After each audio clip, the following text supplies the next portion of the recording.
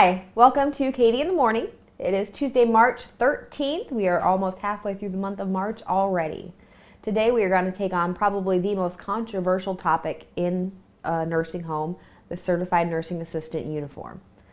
The way that I see it personally is we spend anywhere between $300 and $1,500 on getting our certification, depending on what class you're taking, whether it's a CNA, CNA2, Med Tech. If you add the preceptor in there, that's longer hours there. And it's also ranging between 72, 75, all the way up to 100 hours of education.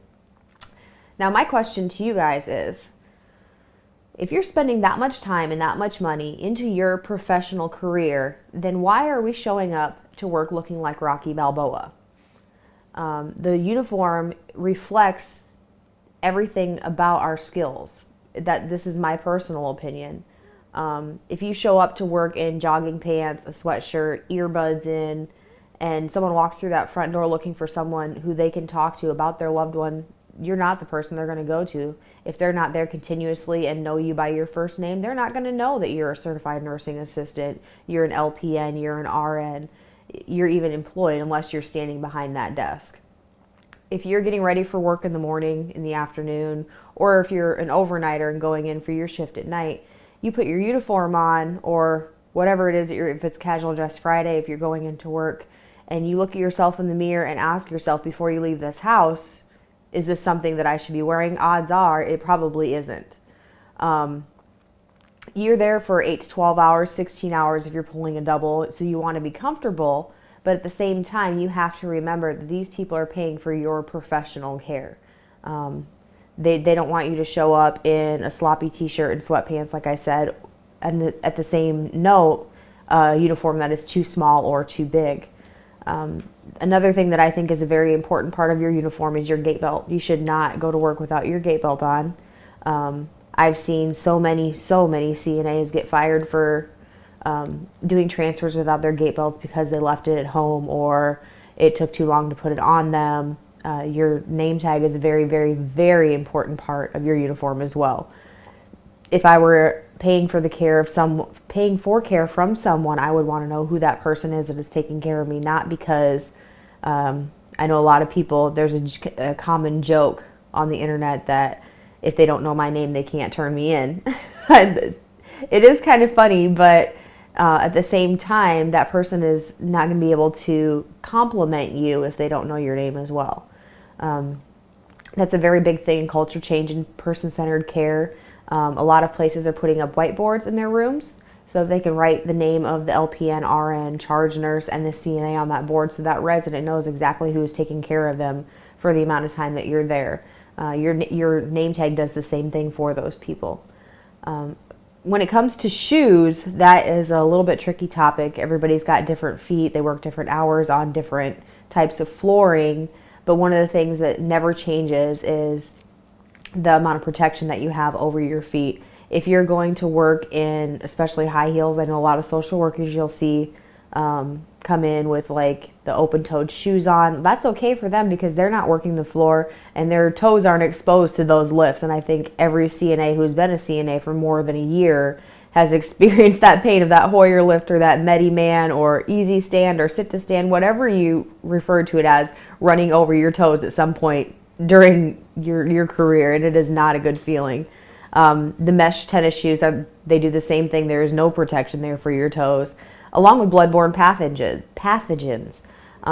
If something spills, we're constantly in contact with that saliva, urine, blood, emesis. If that gets on your shoes, you're going to want something that you can just wipe it off and be okay with it, rather than those mesh shoes that liquid or that fluid is seeping through.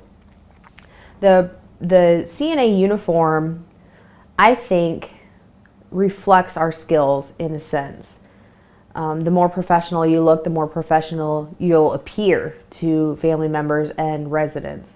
If I were walking into a facility looking for someone, I would go to the person that looks the most professional and seems like they know the most about what's going on in that building. You'll hear Lori Porter joke in some of her speeches about how she used to wear the all-white uniform with the pocket protector and her stethoscope and pressed and creased in all the right places. And so everybody laughs about that, but she also got the most respect from her supervisors, not necessarily from CNAs, because we are notorious for tearing each other apart. Don't be afraid to tell somebody that they look good in their uniform. If you tell them in a positive way that they're doing something right, odds are they're going to continue to do that. The same way, if somebody looks bad, don't talk about them behind their back, and just kind of let it go. Don't be afraid to say something in a positive way. The same thing goes with the scrub pants. If you don't want to go to work wearing something that you're afraid you're going to rip the seam out of your behind when you bend over to help somebody put their shoes on. And I've seen that happen in person in my career. Someone had scrub pants on too tight, and she bent over to help someone put their shoes on, and right up the back she went. And she lived 45 minutes away, so there was no way for her to go home and change. So she ended up going to the lost and found in the laundry and had to wear a resident who had left and went home his old sweatpants for the rest of the day. So make sure that you're fitting yourself appropriately. Which brings me to another point. A very good idea is to put an extra uniform in the trunk of your car. That way if something does happen, you won't have to leave and then come back. You can just run out and change and be okay for the rest of your shift. We're going to take a short commercial break, and when we come back, we're going to talk about that hair and makeup.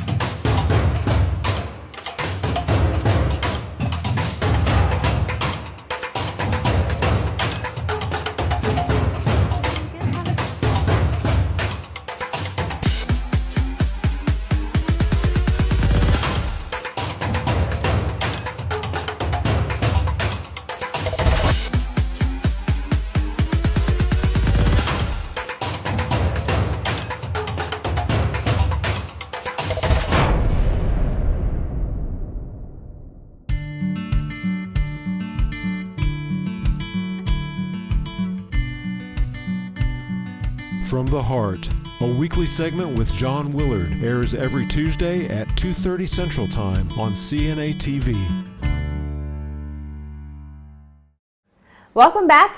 We're going to talk about our hair and makeup and our jewelry, especially when we're on our 8, 12, 16-hour shift. I had an ex-boyfriend who asked me every day before I went to work, "Why do you always put makeup on before you go to work? Ain't nobody going to see you anyways." Yeah, actually there are people that are going to see me. And like I've told you guys previously, you could be the last person that someone ever sees in their life. Would you want somebody coming into your room that looks like they want to be there and kind of putting that effort forward to see you every day? Or do you want somebody coming in that really doesn't look like they care whether they're there or not? That is the main idea that I think of while I'm getting ready for work. Your hair, you always want to keep it up. Especially with those patients with dementia, when they strike out, that's the first thing they're going to grab for, is if your hair is hanging down and they can get a hold of it, they will. The same thing with your piercings. I know a lot of CNAs nowadays have piercings in their nose, their lips, their eyebrows, their ears. I even work with a girl who has, I don't know what this is called, but she has both of these pierced, and it scares me to death that somebody is going to get a hold of those and rip those right out. If you are going to wear them to work, there's nothing wrong with that. That's you expressing yourself if it's not against your policies and procedures of your facility. But you might want to take it down, wear something that's not so apparent to those residents. A lot of them are hard, have visual loss. So if you're wearing like the clear studs, that's not going to be so obvious for them to get a hold of.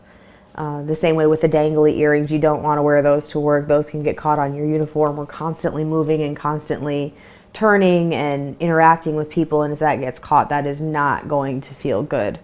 When it comes down to it, the professional uniform is exactly what it sounds like, the professional uniform. If you're going to wear things underneath your clothes, make sure that your scrubs are big enough to allow you that room to move, especially like the undershirts. I know a lot of our northern CNAs wear leggings and such under their scrubs and the long socks in the winter. Make sure that you're accommodating that in your uniform so that you don't feel uncomfortable when you're on the floor and you have that bulk underneath your uniform as well. Don't forget the lab coats too. Those are designed to wear over your uniform, and it does the same thing. It accommodates for your uniform to be underneath it. The last thing that I'd like to talk about is your professional smile. That it's not a requirement, but it is definitely a perk. I don't believe that you should go to work ever without a smile on your face. It is very hard to leave everything at the door, like every administrator and DON will tell you in our industry. Everything stays at the door. When you come there to work. But one of the tricks of the trade is, personally, I sing to myself constantly, and that's what keeps me in a good mood, or to think a happy thought like Peter Pan. To get that smile on your face, it'll brighten your day, it'll brighten everybody else's day, and make your work day go a lot faster, a lot faster. So I guess that's really all I had for you guys today. You can join me right back here tomorrow for Katie in the Morning.